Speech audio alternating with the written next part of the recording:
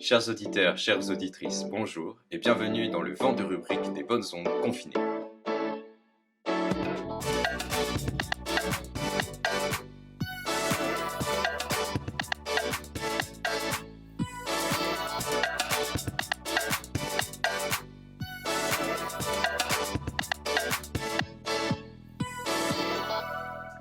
Comme c'est le premier épisode de ce vent de rubrique, je vous explique rapidement le concept. C'est une petite émission qui rassemble des chroniques autour d'un thème que nous avons choisi. Aujourd'hui, c'est l'environnement, avec un premier chroniqueur, Mathis. Bonjour Mathis. Bonjour à tous. Alors, tu te sens prêt pour un nouvel exercice, la chronique? Avec le plus grand des plaisirs, Yann. Avec le plus grand des plaisirs, très bien. Ensuite, nous accueillons une nouvelle chroniqueuse dans les bonnes ondes, Zoé. Bonjour. Bonjour à tous. Tu vas nous parler de quel sujet aujourd'hui? Alors j'aimerais bien vous parler du sujet qu'est la chasse. Parfait. Ensuite, nous accueillerons, après cette chronique sur la chasse, l'anti-fast fashion qu'est Tiffaine. Comment ça va, Tiffaine? Ça va super, merci. Et tu vas nous parler de quoi aujourd'hui? Eh ben moi je vais vous parler de la mode et de la seconde main. Très important comme sujet, surtout quand on sait qu'il faut respecter les accords de Paris de décembre 2015. Accords sur lesquels tu aimerais revenir, n'est-ce pas, Mathis? Oui, tout à fait. Les accords de Paris, c'était il y a presque 5 ans. 5 ans, et je revois toujours ce moment. Laurent Fabius qui enlève ses lunettes et frappe avec un marteau sur la table. L'accord de Paris pour le climat est accepté. Un frisson d'un coup envahit la salle, qui s'exclame comme un seul homme. Les représentants des 196 pays signataires oublient en un instant leurs différends économiques et politiques et savourent cette victoire, ce premier pas pour sauver le climat. Bon, tout ça c'était il y a 5 ans. Et depuis, beaucoup de choses ont changé. Et pas forcément dans le bon sens. À peine arrivé à la Maison-Blanche, Donald Trump retire les États-Unis de l'accord, alors que les États-Unis sont le second plus gros pollueur mondial. Le re-signer, c'est d'ailleurs l'une des premières choses que Joe Biden fera s'il est élu. Si seulement le Nevada, la Pennsylvanie et tous les autres États pouvaient se dépêcher de dépouiller, afin de nous permettre enfin de dormir, on en a vraiment assez d'attendre. Après 5 ans, la maison, même si Jacques Chirac n'est plus parmi nous, la maison brûle toujours. Il fait presque 20 degrés à Lille en plein mois de novembre. Sans doute génial, me direz-vous, le soleil va si bien aux façades du centre-ville. Mais les Californiens, les Australiens ou même les habitants du sud de la France ne voient pas cette catastrophe d'un si bon œil. Les forêts n'ont jamais autant brûlé, l'Amazonie disparaît à petit feu, la banquise, elle, à grands pas, n'a jamais autant fondu et pour l'heure, il n'a pas encore gelé dans le Grand Nord. Même avec des avions cloués au sol et une économie pendant un temps ralentie, nous n'avons jamais autant pollué l'air, l'eau et les sols. Le gouvernement français réintroduit les néonicotinoïdes, des pesticides néfastes pour la faune et la flore, notamment pour les abeilles, si importantes pour notre agriculture pourtant. La politique agricole commune européenne favorise encore les grandes exploitations industrielles au lieu de pousser à la transition vers une agriculture plus raisonnée. Enfin, chaque jour vaut son lot de mauvaises nouvelles, à s'en arracher les cheveux, à croire que ça ne va jamais s'arrêter. Fort heureusement, il y a des bonnes nouvelles. Des nouvelles qui redonnent le sourire. On reste sur les bonnes ondes, bien entendu. Le vieux continent européen avance sur la question de réduction de gaz à effet de serre, moins 60% d'ici 2030. Des projets de sauvegarde d'espèces animales portent leurs fruits, des espèces en voie de disparition réapparaissent dans leur milieu naturel. Nous, citoyens, commençons à vouloir du changement dans nos assiettes, dans la façon de nous déplacer, de nous habiller, de se chauffer, de s'éclairer. Des jeunes et des moins jeunes crient dans la rue, enfin crier, parce que ce n'est plus possible, leur envie de bouleverser les habitudes néfastes qui ont assez duré. Alors bien sûr, je garde espoir. Et c'est comme ça d'ailleurs, et uniquement comme ça, qu'on peut tenir le cap dans ces périodes si troubles, de pouvoir surmonter cette deuxième vague, de pouvoir faire bouger des montagnes et même des gouvernements. Ah si, pour ce dernier, je vous l'assure, c'est possible. Mais bon, soyons réalistes, le constat est là. 5 ans après la signature de l'accord de Paris, les avancées sont moindres et il est sans doute temps de changer ça. Il faut que les gouvernements revoient leur copie, car ce n'est pas avec des demi-mesures qu'on résout un problème ô combien global. Merci beaucoup pour ce point sur les accords de Paris, Mathis. On sent que le sujet te tient à cœur. Est-ce que vous pensez, Tiffaine et Zoé, qu'il est possible de respecter les promesses de l'accord de Paris assez rapidement? Bah écoute, je n'en sais rien mais je l'espère. Parce que je ne suis pas experte sur le sujet donc je peux pas répondre de manière totalement objective. Zoé, peut-être un avis sur les accords de Paris? Bah moi pareil, je suis pas très calée, mais je pense que petit à petit on peut arriver à faire de grandes choses en avançant pas à pas. Donc on croise les doigts pour que ça marche. Très bien les amis, on se retrouve juste après une petite pause musicale.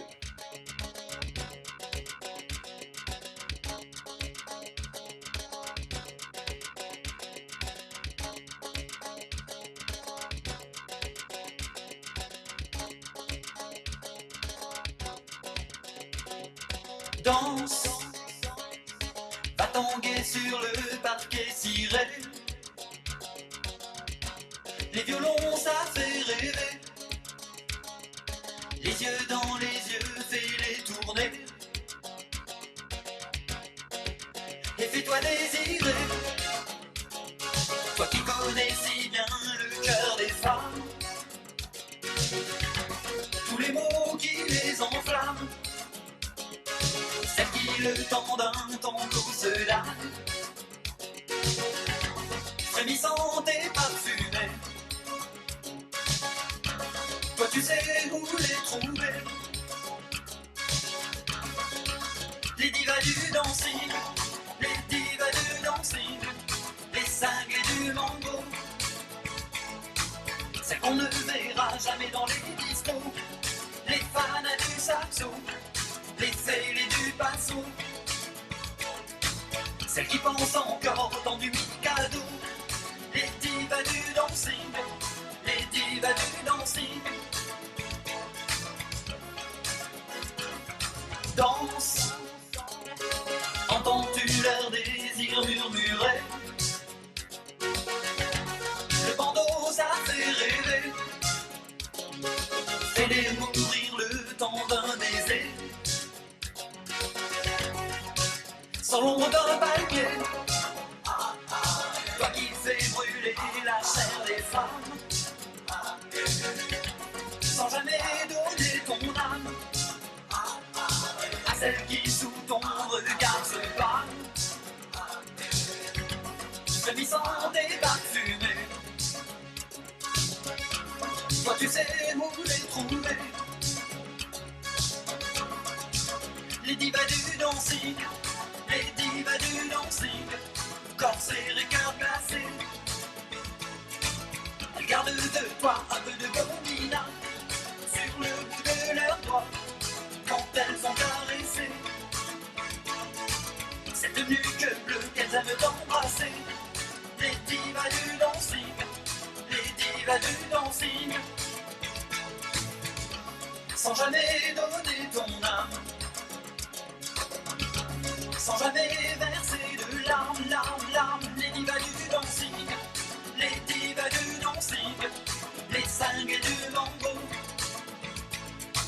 celles qu'on ne verra jamais dans les discos, les fanas du saxo, les fêlés du faso,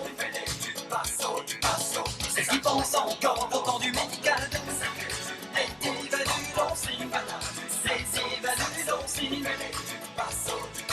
celles qu'on ne verra jamais dans les discos, les cinglés du mango, les fanas du saxo, celles qui pensent encore au temps du Mikado, les divas du dancing, les divas du dancing, celles qu'on ne verra jamais dans les discos, les cinglés du mango, les fanas du saxo, celles qui pensent encore au temps du Mikado, les divas du dancing. C'était donc les divas du dancing de Philippe Cataldo. Zoé, tu vas nous parler de la chasse et de son rôle sur l'environnement. Alors, quel rapport entre la chasse et l'environnement me diriez-vous? Eh bien, figurez-vous qu'il y a un lien avec ce dernier, et pas qu'un peu. Il est vrai que la chasse peut faire débat sur de nombreux points et peut paraître une pratique violente et sans état d'âme. Je ne vais d'ailleurs pas nier durant ces quelques minutes que des abus existent et que certains chasseurs ne respectent d'aucune façon les droits de la nature et des animaux. Bien évidemment, je précise que ces derniers sont hors la loi et qu'ils ne devraient pas pouvoir exister, ainsi déshonorer cette belle tradition. Comme dans chaque discipline, il existe des cas non représentatifs et beaucoup trop mis en lumière. Afin de rentrer dans le vif du sujet, j'aimerais appuyer le fait que la chasse est présente dans notre beau pays qu'est la France depuis des millénaires. Si la chasse a évolué au fil des siècles, elle est riche de codes. En France, on observe à la fin du Moyen-Âge une tentative d'en limiter la pratique et de la réserver au pouvoir royal et à la noblesse. Il faudra attendre la Révolution française pour que le législateur intervienne en faveur de la chasse pour tous, tout en encadrant toujours plus sa pratique. La chasse a un effet régulateur sur la faune sauvage. Il permet de restreindre la multiplication des animaux dans les forêts afin que la vie y soit plus câble et plus paisible. Certains animaux proches des habitations ont le pouvoir de destruction des agricultures. Mais il est nécessaire de savoir que cette pratique qui continue de se transmettre est très réglementée et que de nombreuses règles s'appliquent à ceux qui la pratiquent. De plus, cette régulation permet de sauver la faune elle-même. Par exemple, une trop forte population de renards va décimer la majorité du petit gibier présent sur le territoire. Le chasseur, dit intelligent, va arrêter de chasser une population de gibier qui diminue afin de la laisser se reconstituer. Je vais vous citer quelques exemples de règles morales qui existent pour assurer la perpétuité de la chasse. Il est important de réguler les espèces momentanément néfastes pour d'autres populations animales. Le fait de tuer doit être fait dans les règles pour ne pas que l'animal souffre. Il est indispensable d'analyser la bête avant de tirer, car par exemple, on ne peut pas tirer sur une biche accompagnée de son faon. C'est pas comme dans le film Bambi, où Bambi perd son papa en l'occurrence. Bref, plein de petites règles assurant la légalité et une pratique simple et juste. Le 24 juillet 2019, une loi visant à créer un office français sur la biodiversité modifie les pratiques des chasseurs et renforce la police de l'environnement. Reconnue et inscrite depuis 2011, la Fédération nationale des chasseurs intervient au sein de nombreuses instances qui forment un écosystème pertinent sur des sujets aussi divers que la biodiversité, la chasse, la forêt et le développement durable. Rendu obligatoire en France en 1978, pour certaines espèces, le plan de chasse assure le développement durable de la population de gibier et préserve leur habitat en conciliant les intérêts agricoles. Il s'agit d'attribuer pour un territoire donné un quota maximal ou minimal des spécimens d'une espèce à prélever pour une ou plusieurs saisons de chasse afin de garantir une bonne gestion des équilibres naturels. Dans une société qui s'urbanise, la chasse suscite souvent l'incompréhension, voire l'indifférence, car les personnes oublient trop souvent comment marche la nature. La culture de la population a changé, son rapport à la nature a également évolué, voire disparu, et il n'est plus perçu comme une évidence, et c'est bien dommage. Elle se trouve remise en cause par une société qui a une vision au mieux réductrice, sinon combative, car conduite par des émotions et très peu renseignée sur le sujet. Le partage de la nature avec les autres usagers, la sécurité en action, etc. sont des enjeux auxquels la chasse va devoir se plier. De plus, la chasse est un héritage français qu'il ne faut pas laisser s'éteindre. C'est une activité qui permet à l'homme de se mêler à la nature et d'y observer son fonctionnement. Cela se transmet et l'ambiance de la chasse est unique en son genre. Synonyme de grand rassemblement familial, de grandes tablées remplies de vin et de nourriture à volonté, le tout dans un éclat de rire d'hommes et de femmes bons vivants. La chasse n'est pas juste tuer des animaux, c'est surtout une culture qu'on ne peut plus française, qui comprend la culture, l'entretien des territoires, la cuisine et des populations qui l'habitent. Somme toute, le chasseur est le meilleur allié de la nature, car son activité dépend d'elle. Merci Zoé. J'ai une petite question. Est-ce que tu as déjà participé à une chasse peut-être? Oui, je suis née dans une famille de chasseurs, j'ai déjà assisté à certaines chasses, mais c'est vrai que j'ai pu me faire aussi mon propre avis sur le sujet parce qu'il y a plein d'aspects négatifs, c'est vrai que j'ai pas trop développé, mais c'est vrai que beaucoup de gens critiquent globalement la chasse alors que faut savoir que c'est réglementé, etc. Et je trouve que c'est quand même quelque chose qui est pas si mal en soi. Mathis et Tiffen, vous partagez peut-être le même point de vue que Zoé sur la chasse ou pas du tout? Est-ce que peut-être vous avez Alors, participé moi, pas à du une tout. chasse? Ah non, moi pas du tout. Je trouve que dans nos sociétés actuelles, parce que pour moi la chasse c'était vraiment tuer pour se nourrir à l'époque où on devait le faire, d'accord, mais je pense que maintenant dans nos sociétés, c'est non. Enfin après, tout le monde pense ce qu'il veut, mais moi je partage pas du tout cet avis-là en tout cas. Mathis? Pour moi, je suis plutôt mitigé. Je rejoins les idées de Zoé dans le sens où il y a des abus et il y a peut-être un effet bénéfique, mais je pense que les abus prennent trop de place, prennent trop d'importance et du coup, la chasse incombe plus à la nature que ce qu'elle lui apporte un bénéfice réel, je pense. Ok. Et pardon. Tiffen, dans tes friperies, tu achètes des manteaux avec de la fourrure de vison ou pas du tout? Ben non, mais pas du tout. Ce qui nous amène à une question un petit peu plus large, Tiffen, puisque tu vas nous expliquer comment concilier la mode et l'environnement. Exactement. Et non, les deux termes ne sont pas antinomiques. Nous sommes beaucoup à savoir que l'industrie du textile est la deuxième industrie la plus polluante. J'ai pris conscience de cet état actuel des choses il y a environ un an, le jour où j'ai décidé de faire le pari de n'acheter plus que de la seconde main durant au minimum une année. C'est donc l'heure pour moi du bilan.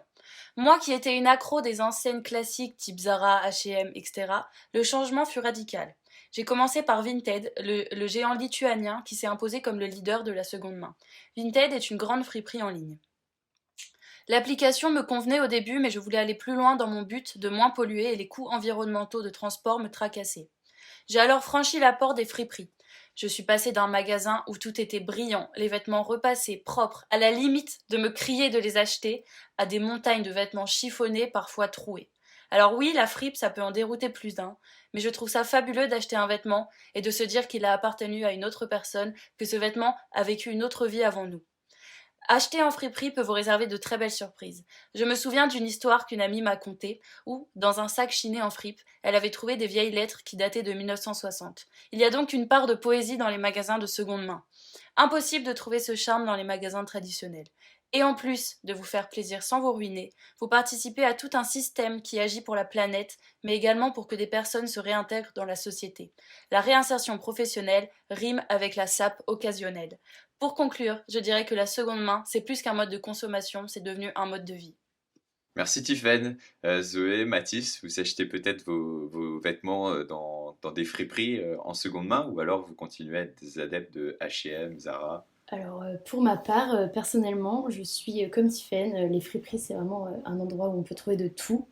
Et c'est hyper bénéf pour toutes les personnes qui ont des habits qui ne mettent plus. Enfin bref, ça peut être c'est un peu un dépotoir et tout le monde vient chercher son truc. Donc c'est hyper, même l'ambiance est hyper sympa. Donc c'est convivial en soi de faire ses courses. C'est pas une grande avec des grosses musiques commerciales dans les oreilles pour nous faire acheter à max.